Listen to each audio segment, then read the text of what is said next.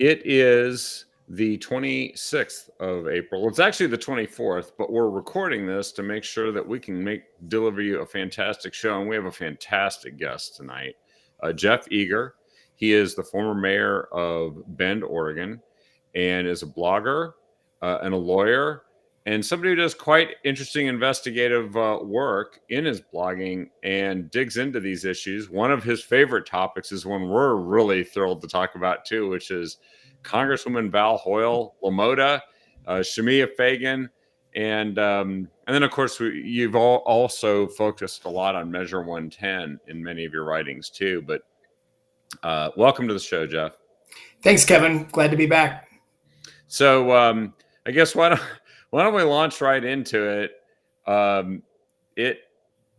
Val Hoyle is, I don't know if she's what her advice is or if she gets any, but it has really become a serious matter, hasn't it? That she's being investigated by the feds, but she also clearly wanted to make sure that she could make that happen, any investigation take place after as long a period of time as possible into her tenure in Congress. And the latest thing, of course, was the article in the Daily Beast, which is not a Republican-leaning publication, to put it mildly. The Daily Beast is famously liberal and maybe even progressive. And they did an expose on her, saying that she's essentially the driving force behind this illegal grant that was done during her tenure as the labor commissioner for the state of Oregon. It's an elected position. She started in 2021, working with this. As far as we know, that's the earliest time period that's been established.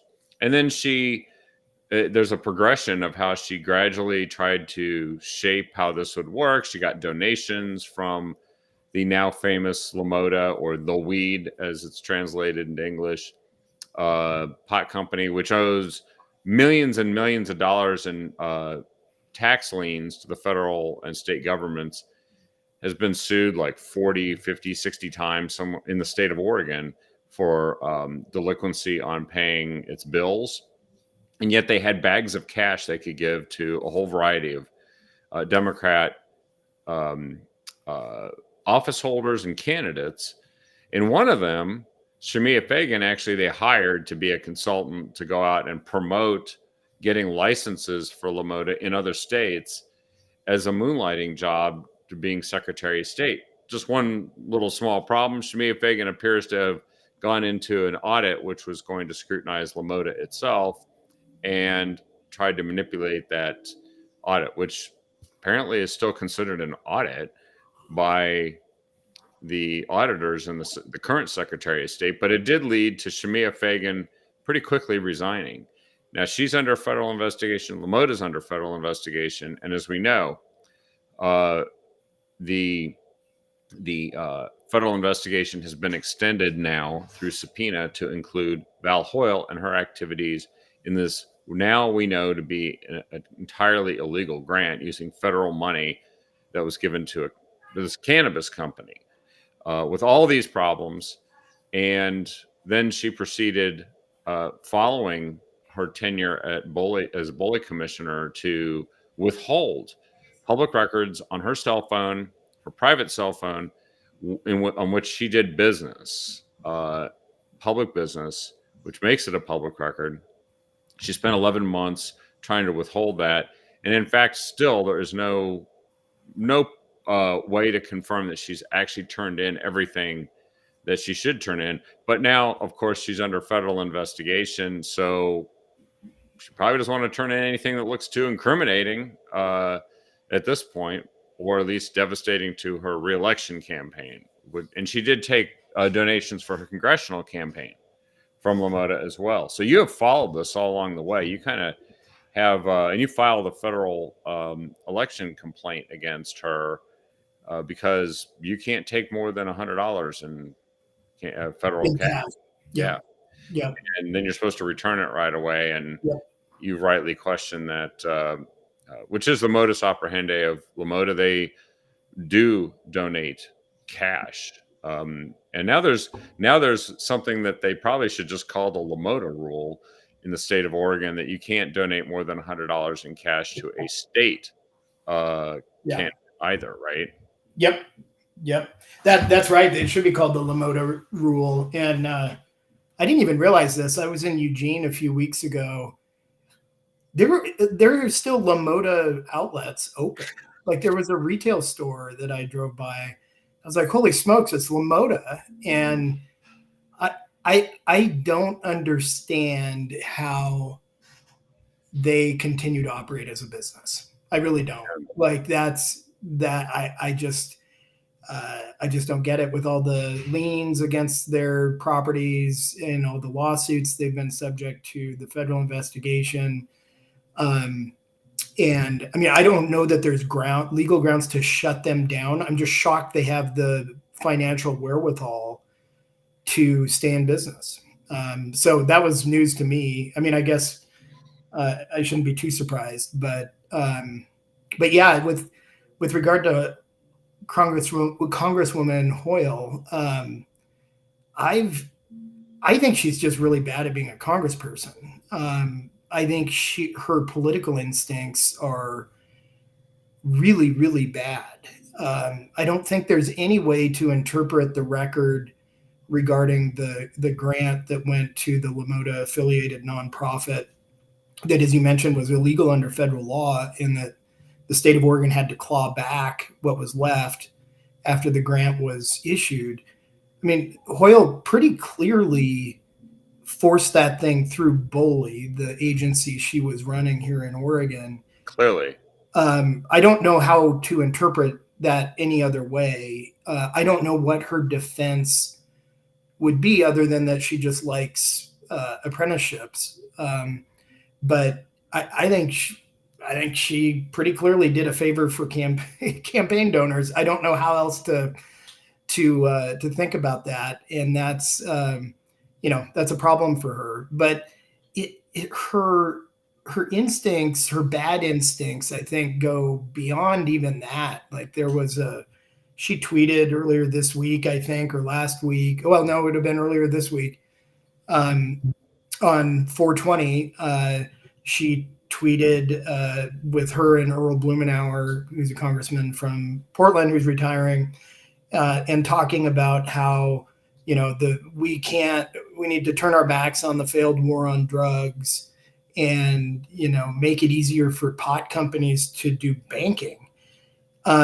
Even if you think that those are good policy arguments, that's just not where things are headed right now. I mean, if anything, Oregon's experience with Measure 110, I think, has caused people to be pretty shy about, making drugs more available than they are already. And that term "failed war on drugs," that's what the Drug Policy Alliance and the other defenders of Measure 110 used repeatedly while they were unsuccessfully defending the measure, saying that everyone who wanted to, revise, reform, repeal Measure 110 wanted to go back to the failed war on drugs.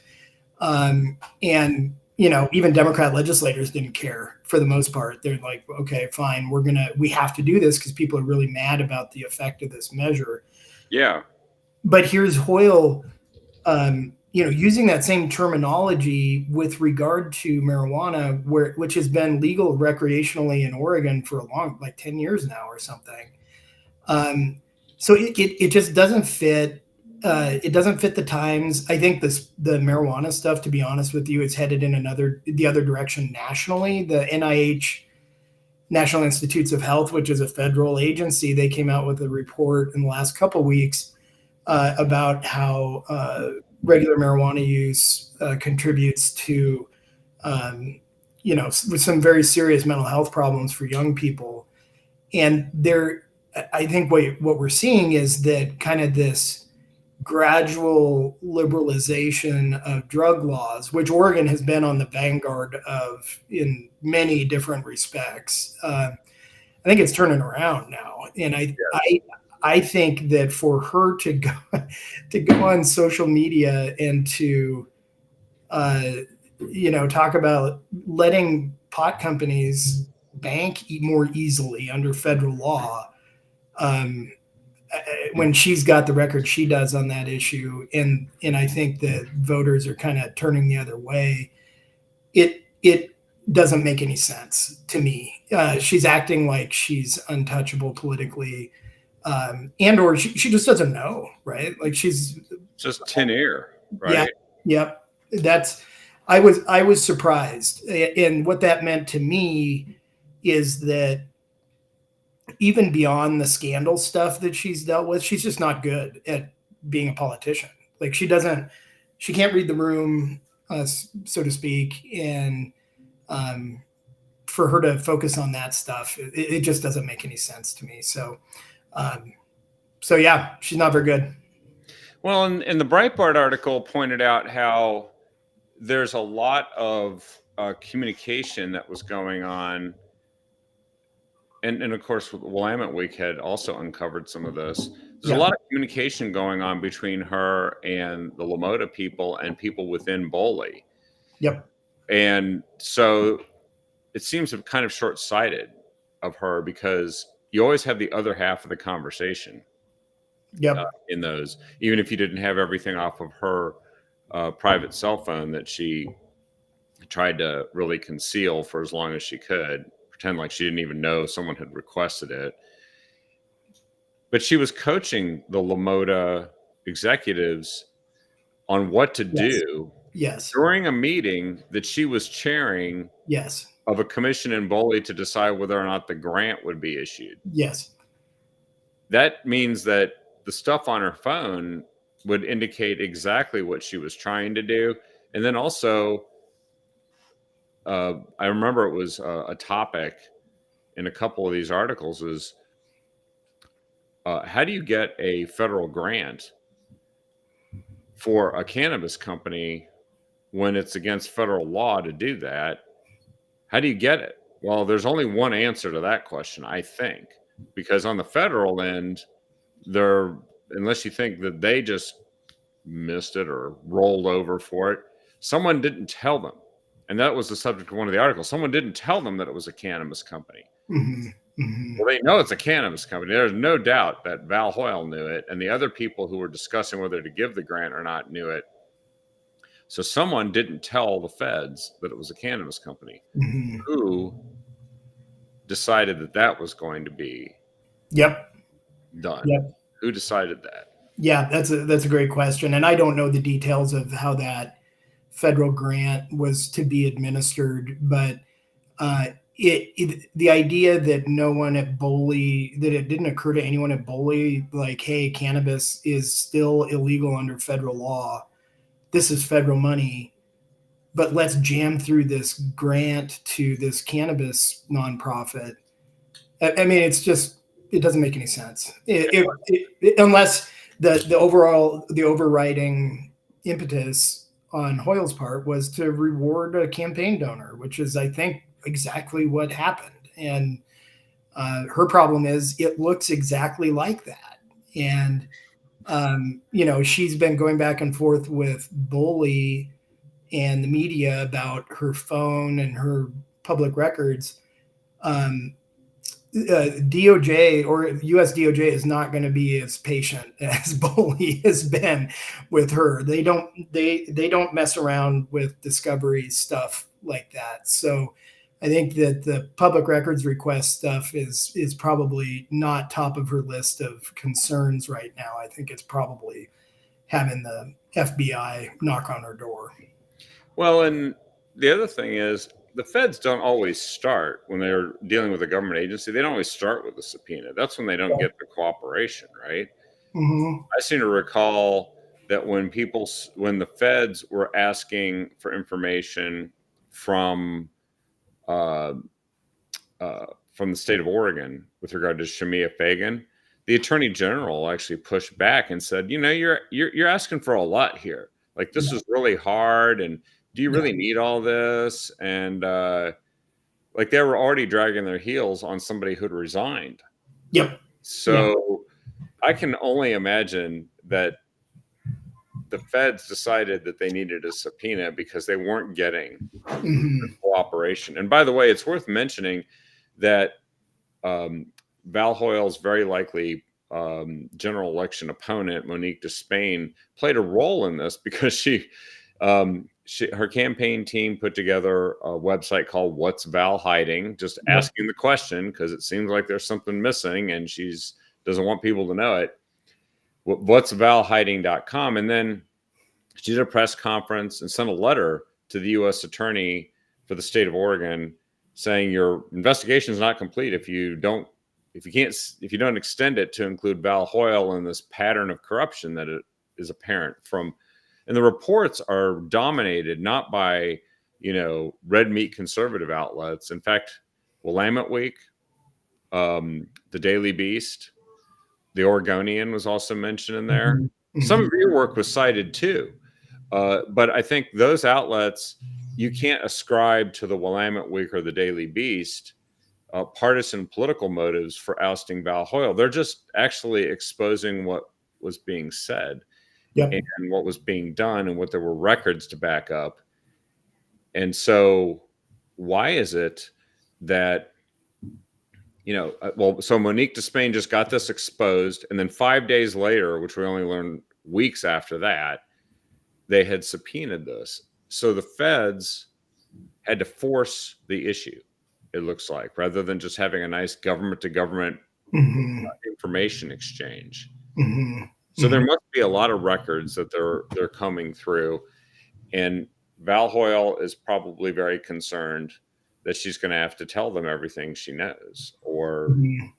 be the subject of the investigation herself, which she said no one's talked to her, but that's pretty common that they gather all the info and then they Yeah. talk to you once they have it, right? Yeah. A lot of times, I think the FBI will they will. So the DOJ subpoenas documents that they think are relevant, and then everyone goes through them. The lawyers and the FBI go through them, and then they know what to ask her about, right? Because in an interview, if she agrees to an interview, and she doesn't have to,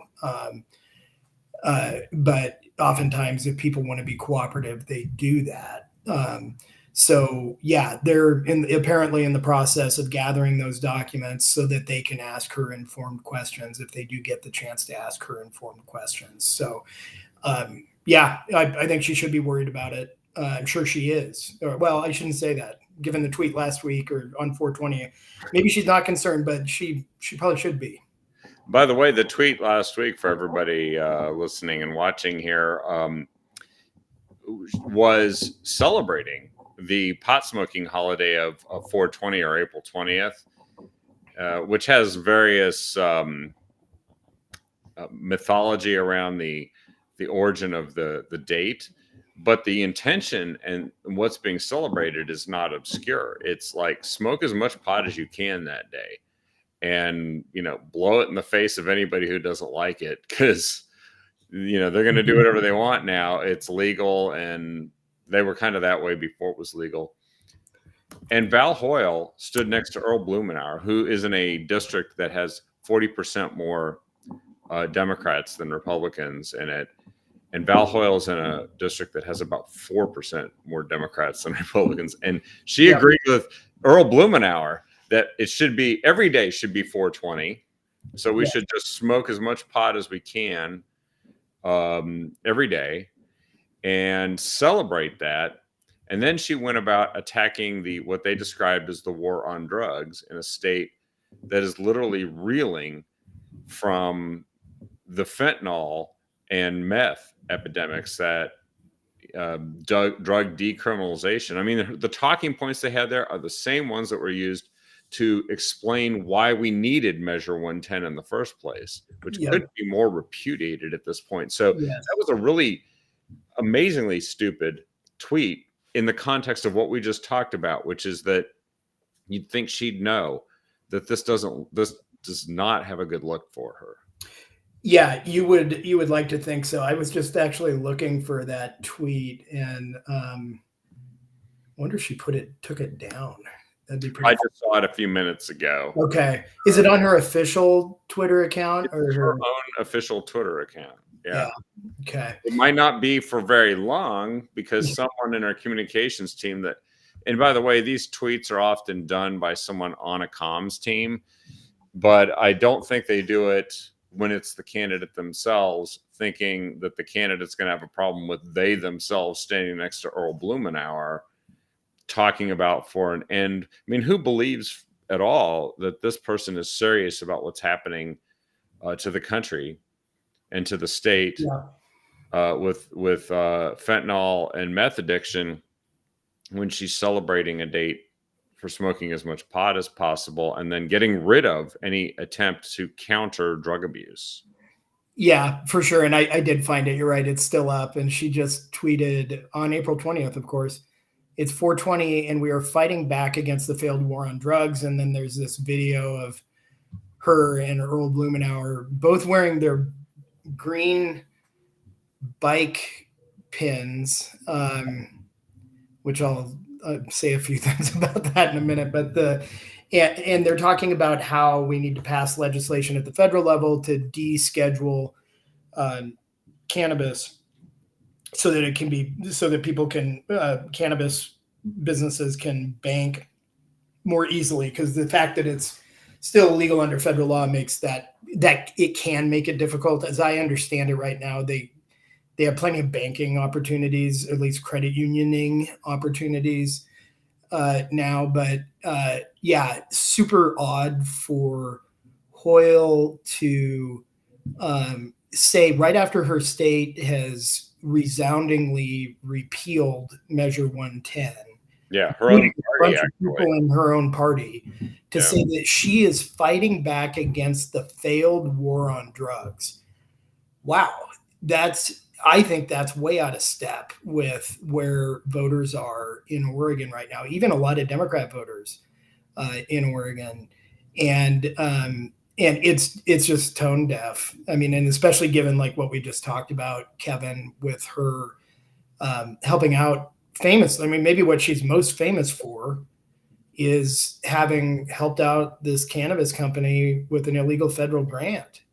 And here she is talking about 420 and how we need to make it easier for these folks to bank. It's tone deaf, and I think indicative to me that her scandal foibles are not simply isolated to scandalous stuff. I think she's just bad at being a congressperson. I think she does not understand. She doesn't have a good sense of where her constituents are, where things are headed on drug policy in Oregon and elsewhere. And it just seemed completely out of step to me. So that's, yeah. And then she ends with a graphic, happy 420 Oregon. It's like, okay, well, yeah. And that's I'm not saying that Oregonians are ready to repeal, legal weed or anything like that. But I think that I also don't think Oregonians are real excited about expanding the kind of influence that pot companies have in Oregon. They've seen what that is doing, and she's right in the middle of that. So it's something else, Kevin. Yeah, it's tone deaf. She's tone deaf on the border too. There was an article that was written in Breitbart, national publication, and it was based on a press conference that Val Hoyle did at the southern border in El Paso, Texas, along with 3 other Democrat female Congress women that are sponsoring a piece of legislation they call the Dignity Act, which is essentially to codify into law what they're already doing at the border, which is processing as many people as they can into the inside of the country as possible, but just make it a bit easier. And assign federal funds to it. This was, and this is something that they thought would be a great topic for a press conference after they apparently did a tour of the border, whatever that looked like. But that same location, just 7 weeks later, was the location in El Paso, Texas, where Texas National Guardsmen were overrun and assaulted by a whole bunch of military age males that were trying to enter the country illegally, and they just ran over them and thumped them. Yeah. And of course, the rules of engagement are very strict. Like obviously, some National Guardsmen could have just taken those guys out before they can't do it. Yep. And so they got overrun. And then 10 days after that, the people that overran them in El Paso, Texas, were released on their own recognizance into the United States. They could be anywhere. They could be down the street from you or me. And that's what the message we sent was: go ahead and do that. That's El Paso, Texas. That was the same location. She said in the press conference, we need this movement across the border. We need it. She thinks it's a great workforce solution. She was the labor commissioner. So this is her great solution, is that I guess her top priority as labor commissioner was not to assist people in need of protection or promotion of American labor, but just to bring in as much labor from third world countries, no matter what it consists of, including if it consists of people who assault and overrun Texas National Guardsmen. It's fun. Yep. This is another tone deaf moment that comports with this, because there is a tie between what's happening in this, what she claims to be she's fighting against the war on drugs, and actually that is being fueled. The drugs are being fueled by what's coming across that southern border right now. Yep. I think what we're seeing with Hoyle, we're seeing with a lot of other Democrats right now, is they have just spent 4 years, especially in a place like Oregon, where they can say and do whatever they want. I mean, and they can say we want open borders. They can say failed war on drugs. They can say, I'm not worried about the impact of drugs in our state. Crime's not getting worse. The BLM riots were just peaceful protests.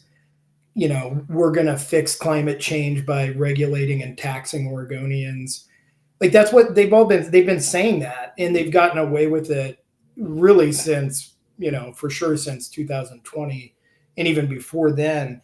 But I think what's happening is that voters are moving out from underneath them on that stuff. It's the border stuff and the drug stuff is so in your face that they can't, they're not going to be able to lie their way around it the way they used to. There's too many people that are actually reporting, even some of the lefty type of media outlets are actually reporting the news on this stuff to a degree.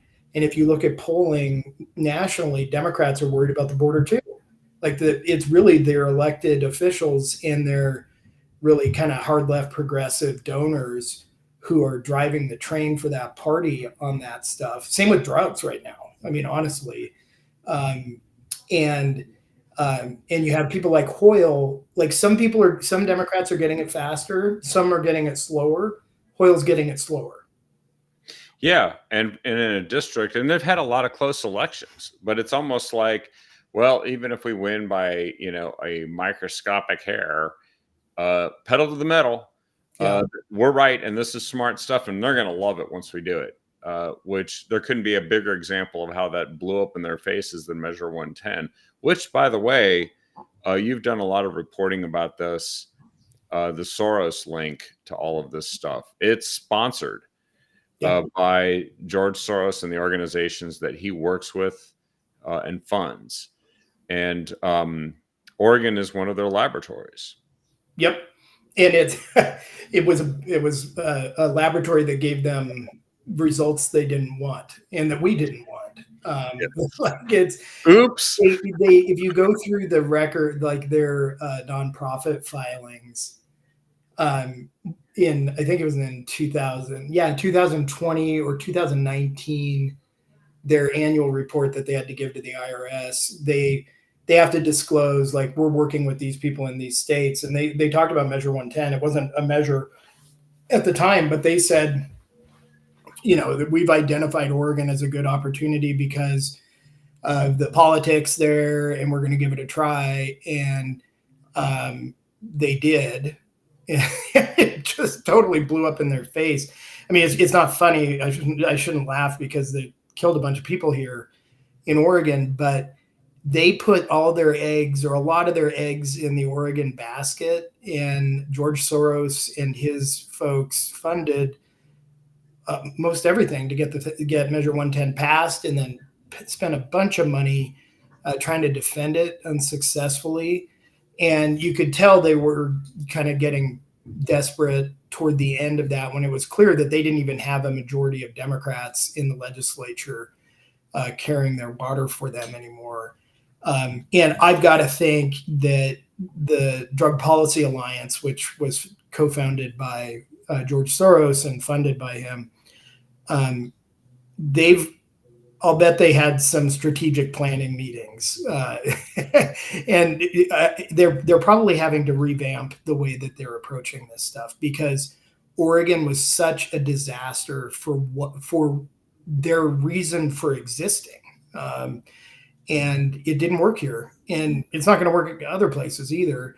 But if it's not going to work in Oregon, and you're going to get a majority of progressive Democrats in Oregon, of all places, to vote to repeal the thing and recriminalize drugs, boy, how are you going to sell that policy anywhere else if you can't do it in Oregon? I mean, they're done. Like that decriminalization, I think, it's got to be done in the United States for a while anyway, just because of how badly it went here in Oregon. And it's unfortunate that we were the test case for it, but maybe we did everyone else some good by showing that it's not working, and then being a very progressive state that went ahead and repealed it.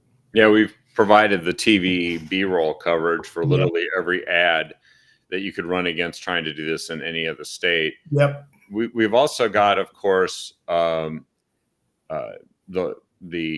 lawless, cashless bail district attorney complement to these policies that is also Soros funded, and has also pervaded many cities, other cities around the country, where we're learning the toughest lesson, because we've combined all of these worst policies together in one place. Yep.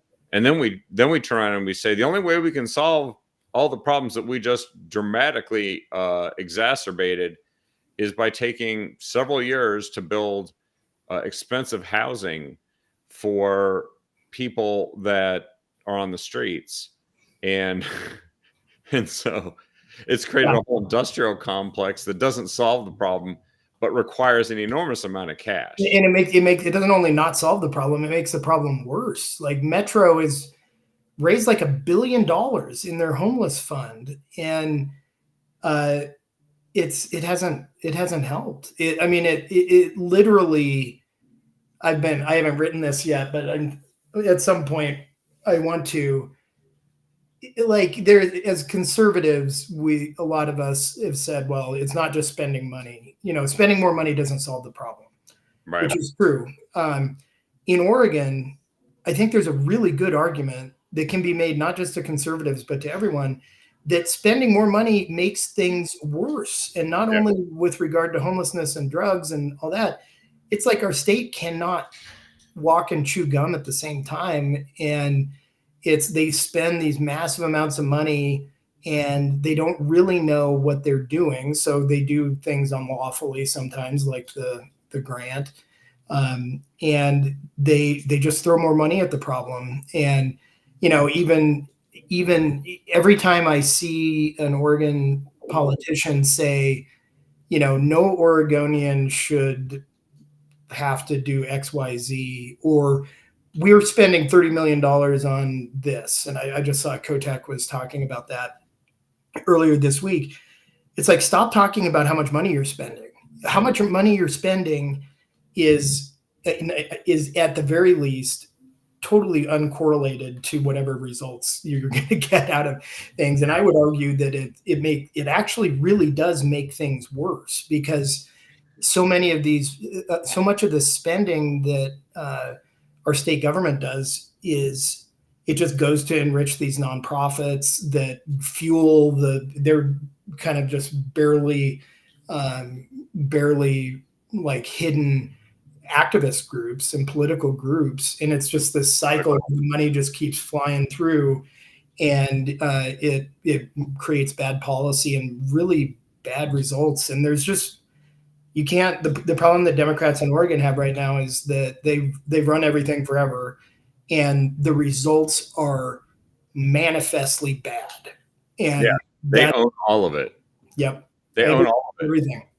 Well, and it's funny what you just pointed out is true. It's like what happens is whether it solves the problem or not, it creates um, uh, kind of a crony class Yep. that comes and feeds at that trough, and then Yep. demands that the spending continue Mm-hmm.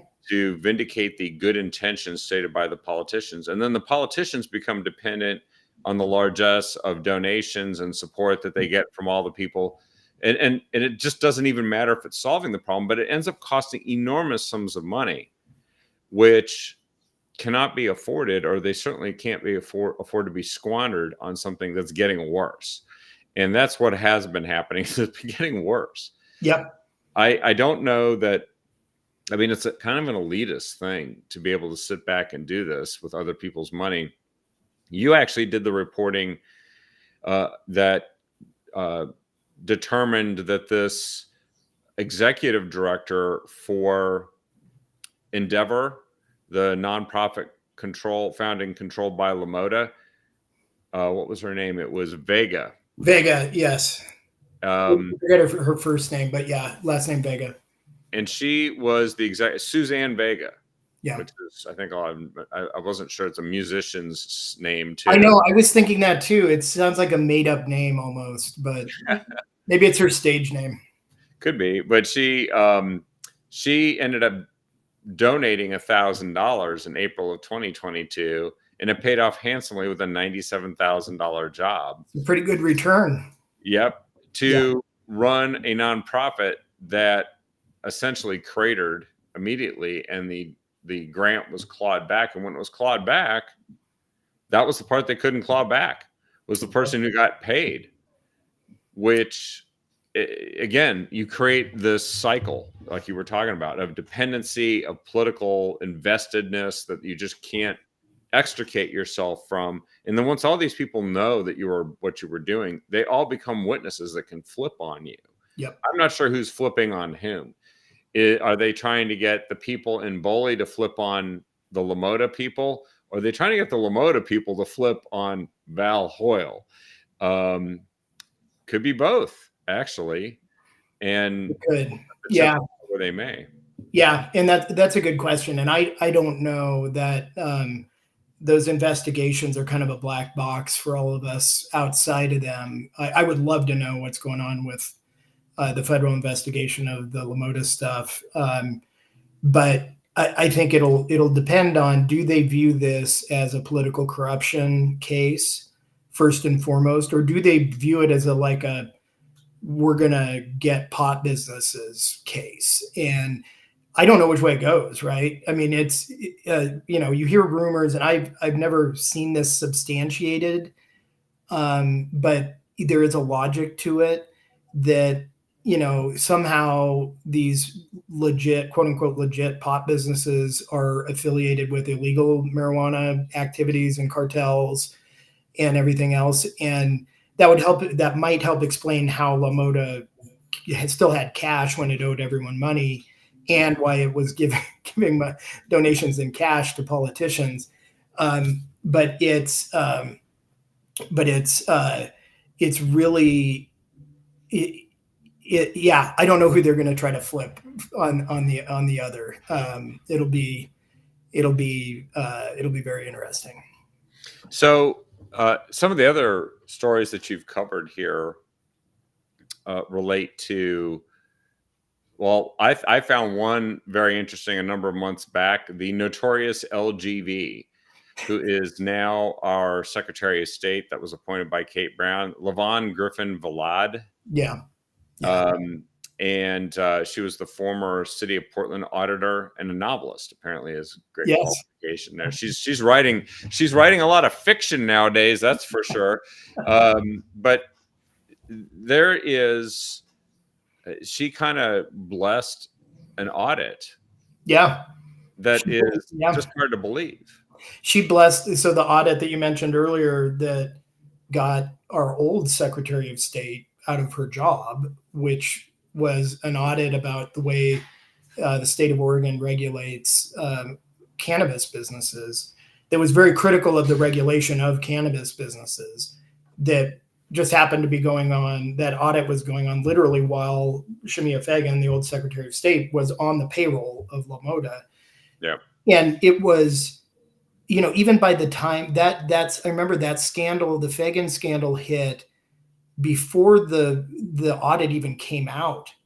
And by the time the audit came out, shortly after the Fagan stuff kind of got blown up, it was like, okay, well, who cares about this audit now? We know it's tainted, right? Like this, and everyone, like the attorney general, the governor, everyone's like, well, we'll see what about this audit. I don't, they were kind of like, yeah, don't pay any attention to it. And then Levon Griffin Vlad says, no, I stand behind it, and it's a joke. And she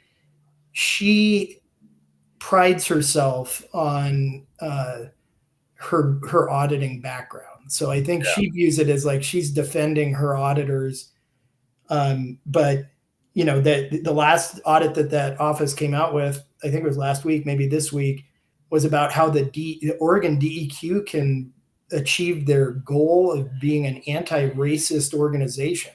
Like literally, they did an audit on that, and who knows how much that costs. But I think you just get rid of the whole damn office. Like if what the audit, if this is what the audit office is doing, the bidding of someone who's on the payroll of a pot business, and then just standing behind this obviously conflicted audit. It's just another political tool for whoever Secretary of State, and it doesn't provide any reliable, decent information for Oregon voters. So I say get rid of it. It's just a big kabuki dance there, and one of the problems is too that this is a state government that can't actually execute IT projects at all. No. That literally right now the Oregon DMV is experiencing an outage that affects driver's license and IDs. It's the thing you expect the DMV to be able to do, and they can't. I happen to know that when just the other day we were checking to see that we're going to try to advise people on how they could go and update their registration online if they needed to, so that they could, see just how simple it was. If they wanted to make sure they could vote in, say, the Republican primary, they could just update it, check and see if they're registered Republican, and change it to Republican. 2 minutes later, done, right? It was down. Yeah, of course. Yeah. we couldn't show it to them because it was down. Yeah. And then this is the same state that's doing these silly audits that can't account for $450 million in emergency housing funds from the federal government. That's there if we have a major earthquake or other serious natural disaster. And it was used during COVID, and it went somewhere. It's just, $500 million, but it gets lost, I guess. I mean, it's, and I Kevin, you're right that the degree to which the state of Oregon is incompetent is really shocking. I'm sure I was critical of state government 10, 15 years ago because I don't agree with, the policies that they were enacting at the time and whatnot. But the inability of the state government to do anything other than collect taxes it's remarkable. I'm much more familiar with what happens in Oregon than other states, but it's hard for me to imagine that there are other states that are worse. And I include California in that statement, because Oregon, it just proves that it literally can't do anything except collect taxes, Yeah. and it's good at that, and that's all it does, because that's what it's optimized to do, right? Like the whole, you talked about kind of the money cycle. The biggest money cycle we've got going in Oregon, and it's been around for a long time, is the public sector unions, and they give a bunch of money to Democrat politicians like Tina Kotek. Those politicians win, and then those politicians are negotiating the contracts with the people that just got them elected, and lo and behold, they get big raises, and then the dues come in and they go back into the campaign coffers of these politicians. And that, if you look at, like, if you were looking like a strength, what do they call it, a strength, weakness, opportunity, threat analysis, a Yeah. SWOT, SWOT analysis. Yeah. it, like, the only strength is that the state of Oregon's super good at laundering money from taxpayers to public sector union members to Democrat politicians, and it's good at that. But everything else, it's bad at.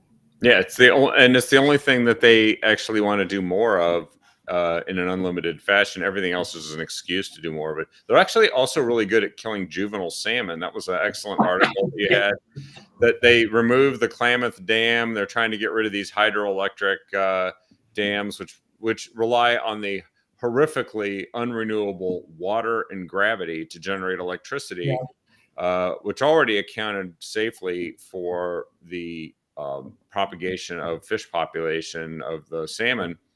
And in removing the dam, they killed 830,000 juvenile salmon because of all the stuff that was released when the dams were removed, which is totally predictable. Yep. And it reminds me of that hilarious saying from the Vietnam War era: in order to save the town from communism, it had to be destroyed. Destroyed. Yeah. Yeah. Yeah. Yeah. Yeah. And it's that dam thing it's symbolic, and I think typical of where a lot of our environmental kind of debates are these days, which is, what is the benefit, right? So you say we need to save these, we need to tear out these dams for the salmon. You tear out the dams and you kill almost 1 million salmon. You want to regulate and tax Oregonians to somehow affect global temperatures just based on Oregon policy. It won't. It can't. So what I'm hoping voters gradually come to understand is that the cost of doing these things, like taking out the dams, like decarbonizing our economy, look at what the cost is and look at what the benefit is. I mean, there's just literally no benefit in a lot of cases. And I would argue that's definitely the case with any state climate policy. But yeah, what it comes down to, I think, is that there is a contingent of environmental activists, and not by no means all of them. I think a lot of us that live in Oregon would consider ourselves environmentalists, regardless of our thought about like what policies get us there. Yeah. But they just want to tear stuff down. They want to tear dams down. They want people to stop driving their cars. They want people to stop shipping oil and coal on trains through Oregon. They just want to stop. They just don't like modern American civilization and the economy. As long as they have it for themselves. Exactly. They benefit from it for sure. But they, and if tearing down the dams kills almost 1 million salmon, well, that was going to happen. We did say it would save the salmon, but it killed them instead. That's fine, but at least the dams are gone. And I think when you really kind of burrow down, it's a whole lot of waste and a whole lot of making things more expensive for regular Oregonians who don't even know this stuff's happening. They're unaware. They're unaware. They're unaware that a bunch of people, including the Biden administration, want to tear out the Snake River dams now, which would do bad things to our already bad trends in electricity prices. So it's like, you want to know why it's so expensive to live in Oregon. I mean, that's one of the reasons. And it's been kind of, I think when the economy's been good, people kind of don't pay as much attention to it. But I mean, the economy is not good in the sense that it's really expensive for people to live right now, and that's why. Yeah, the true absurdity of that was a $450 million project to demolish those 4 hydroelectric dams. It's funny, they always, when they waste money, it seems to always be at least $450 million. I think it was a similar figure when they tried to build the Cover Oregon website. Something Yeah, I think so. like, we've got to hit our number, Yeah, and yeah, but that also removed a source of inexpensive carbon-free electricity for 70,000 homes. yep, So inflation has a cause. It's called the Democrat Party yeah, at this point. And until they face consequences for this, they're going to keep doing it. And I think 2022, unfortunately, didn't send enough of a message to them. It didn't. Now, you've got another really good article here about, well, there's so many good articles that you, and folks, by the way, OregonRoundup.substack.com. Go there. This is where you can find all the stuff that Jeff publishes. It's really good. There's one about the cost of the new cage-free egg laws. That's great. There's I like the clumsy cleanup one, talking about Tina Kotek and all of her staff that have been literally running for the door. There's the one that I haven't had a chance to read, but maybe you can give us a preview. The left-wing money that pulls the Oregon news media further to the left, as if we really needed that. yeah, yeah. And then, of course, you got the sanity test for the Democrat Party in the Secretary of State's race. The very Secretary of State office that we've got, the notorious LGB, we've got preceded by Shemia Fagan. And now we've got some options there. Why don't you tell us about a couple of those things so that folks can go and read some more about? Yeah, the on the media thing, pulling the media left. That's an article that it's up there for paid subscribers. But the what I talk about in there is that kind of what the media marketplace looks like in Oregon right now and how that's affecting things. So I think most people know, probably everyone who's listening to or watching this knows that kind of the old model of advertising-based news media has almost completely collapsed. Yeah, and so that's why you've got outlets like the Oregonian, the Ben Bulletin, pretty much all the legacy outlets have just been decimated in terms of their reporting ability because they don't make money anymore. And so what is filling that space to a significant degree is people doing the weird stuff we do, like just kind of on our own. But then there's also a whole lot of left-wing dark money that comes into play as well. And that's so a lot of people don't know that the Oregon Capitol Chronicle, which is based out of Salem, as it sounds like it would be, and they've got it's a web-based publication, and they've got some legitimate reporters there, and they actually do some good, decent journalism, but they're very left-wing, and part of the reason why is they were stood up by a left-wing dark money organization called States Newsroom, which was funded initially by this network of left-wing dark money groups around an organization called Arabella Advisors out of DC.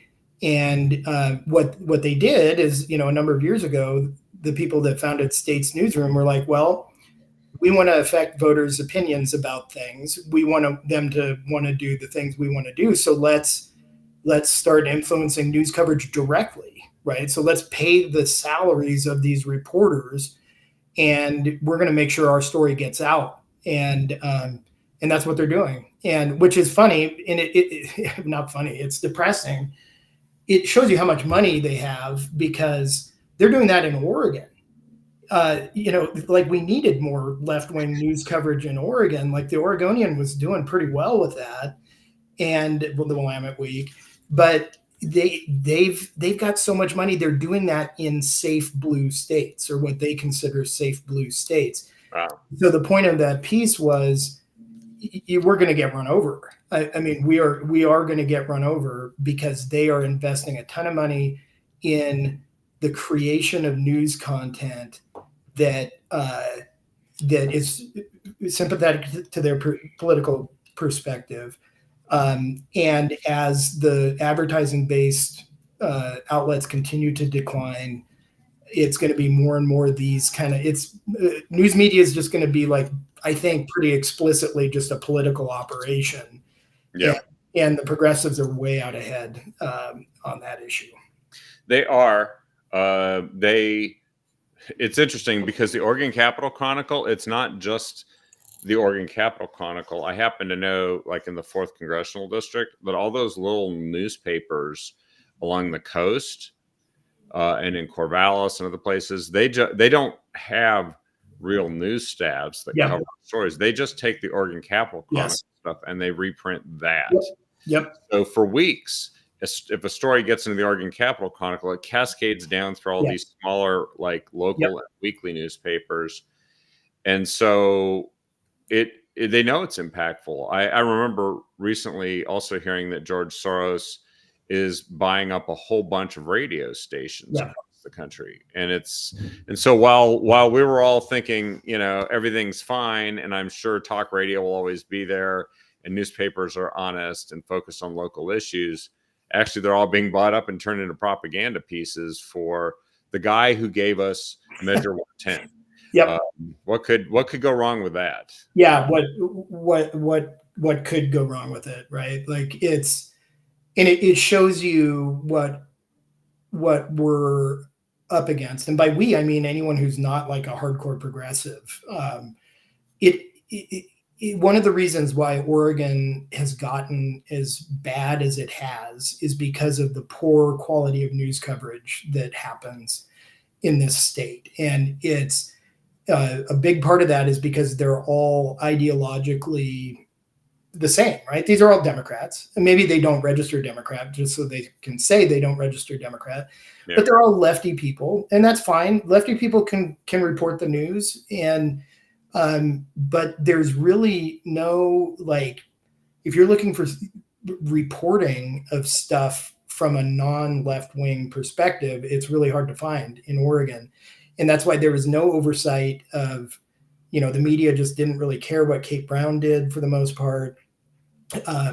And they've just been asleep at the switch, I think, in terms of just how badly Oregon policy matches up with what we were told Oregon policy would do by these folks. It's been an abject failure, and eventually some of the media comes around, like they did on 110. They started covering 110 more critically, but God, that took a long time, and a lot of people died in the process. And it's because the people who own, who work at those outlets like the idea of decriminalization. Right. They probably voted for it. They think it's a good thing to do.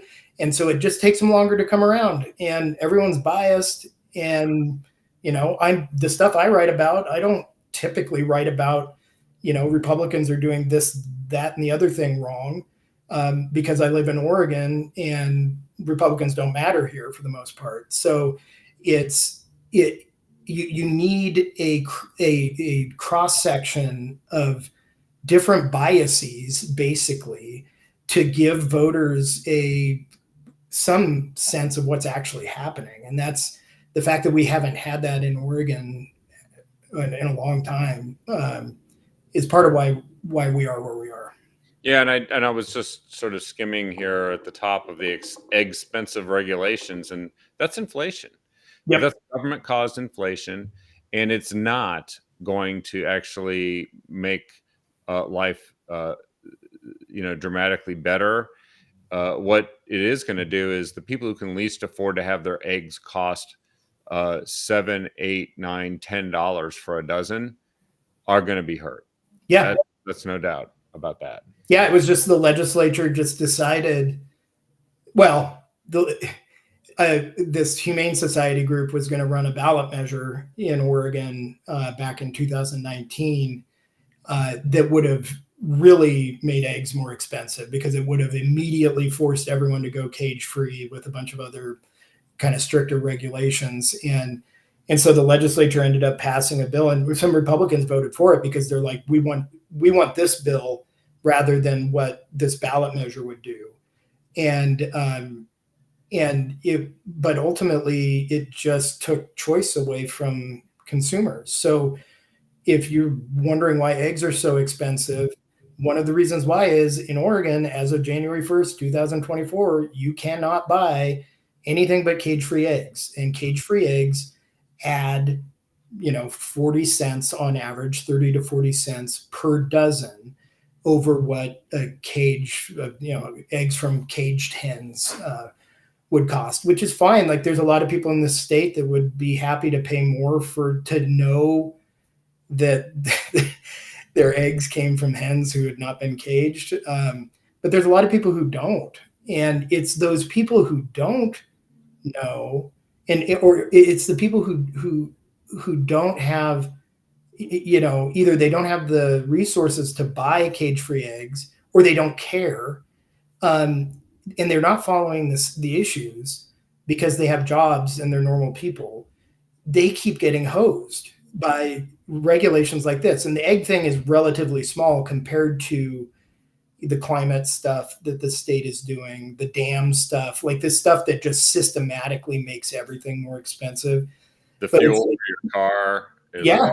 It's just everything. And it's like, okay, well, I hope you all feel good now that you know that not only are you buying cage-free eggs, but you're forcing everyone in the state to buy cage-free eggs. Like, does that make you happier somehow? But it makes progressives happier. It does. Actually, unfortunately, all too often that seems to matter in this state. But it's got to, for it to change, that has to stop being the most important thing that happens in the state. Yep. That'll fix it. And I think a lot of it is people need to understand the connection between the people who they vote for and like their well-being. And it's expensive to live in Oregon. It's really expensive to buy a house or rent a house in Oregon. We don't get paid that much in Oregon relative to other states. It's like we kind of get it from all directions. And there's a reason for that. And the reason is the people that have governed us forever. And we're chasing taxpayers who get fed up with it out of the state, which is only going to make it worse. And we're replacing them with people that think it's great if they, can do as much fentanyl as they want. There's plenty of them coming into the state. So it is what they call the doom loop, right? It is. And it's serious, but it's also a frog in the frying pan doom loop because it doesn't happen fast enough that everybody says the hell with this and expresses their will in an election. But there are people who are expressing their will by leaving. A lot of them. Yeah. I mean, I think one of the best metrics to keep track of is just population, because it's hard to fudge that. And Oregon's population continues to decline for a couple of years in a row now, led by just the emptying out of Multnomah County. One of the few places that's growing is here in Bend, continues to grow. But the state as a whole is losing population. It's entirely possible that in 2030 we will lose the congressional seat we just got. Because we were, going up in population for a long time. And then now since 2020, which is the last redistricting, we're losing population pretty rapidly. So it's entirely possible we've just switched from a growth state into we're a Rust Belt state without the factories, right? Like it's dramatic, and it's all public policy. You know, there's some people that will never live in Oregon because of the weather or something like that, or Yeah. whatever. But there were a lot of people who wanted to live in Oregon for a long time because we've got a lot of space and it's beautiful here. And some people like the weather we have here. But what's changed is the public policy. It's driven people. It's driven people out, and it will continue to do that until there's a real change. And to me, it's as much a almost like a momentum thing than anything else. Like we need to overcorrect to a degree. Yeah. That message needs to be sent. Like we don't tolerate crime. We don't tolerate illegal drugs. You know, we're not going to raise your taxes. We're going to demand that our schools actually perform, or people are going to lose their jobs. It needs to be a whole pivot away from like doing everything we can to get rid of accountability to requiring accountability. And we can change the brand of this state pretty quickly. Yeah, that's the thing, is that once that happens, people will be like, wow, this is a lot better. Yeah. Holy crap, let's keep this, Yeah. and then it's a real struggle for the progressives to get back into the saddle again. They would need something to help them. They would need, unforced errors by conservatives or something like that to do it. Not that we're not capable of it. Oh, we're completely capable. I mean, that's the other thing about the state slide part. I mean, the Republicans in Oregon own a significant part of that as well, just because we haven't always put up good alternatives, and we've lost our focus on stuff like cost of living and the policy stuff that's really degraded the state because we've got weirdos too. Yep. Well, I think that actually, I love the stories that you write about this, because it's the stories I wish every journalistic entity was actually taking the time to focus on, and then a lot more people would know. But everybody watching this show knows that you're out there writing this. You've also got your podcast and some great interviews, which I think you also post on Substack, so people know. It's all on Substack. Yep. And I really appreciate the work that you've done to deep dive on LaMotta, Val Hoyle, and all that, because it's turning out that could actually make a difference. After 50 years, maybe we'll get a different party represented in the 4th congressional district. I think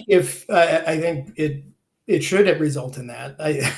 I mean, there's, as you know, so many factors that go into how an election turns out. But Hoyle is she's bad, and it's an opportunity for people in the 4th district to elect someone who's not bad, that is more in line with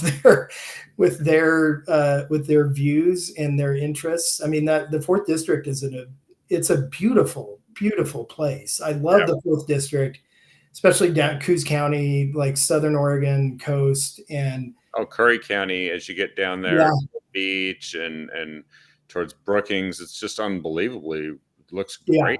And there's hardly anyone down there. Like it's nice. Eugene's got its own vibe, but it's, those people, they deserve to have those people that don't live in Eugene, they deserve to have a representative who doesn't hate what they do for a living, or what they would do for a living if they were still allowed to do for a living what they used to do for a living, Yeah. And also be able to protect themselves against the crime that's coming in there and all kinds of stuff that's just they've been beset by all this. And it would send a message across the country. And you know what? Every seat in Congress, we know, counts. If Republicans control the House of Representatives by 1 seat, no one can tell me that 1 seat can't make the difference. By definition, it does. It does. Yeah. Well, thank you again, Jeff, for joining me here tonight. This has been fantastic, and I hope everybody enjoys this show. If they want more information about Jeff and the publishing he does, go to OregonRoundup.substack.com. Check out his blog.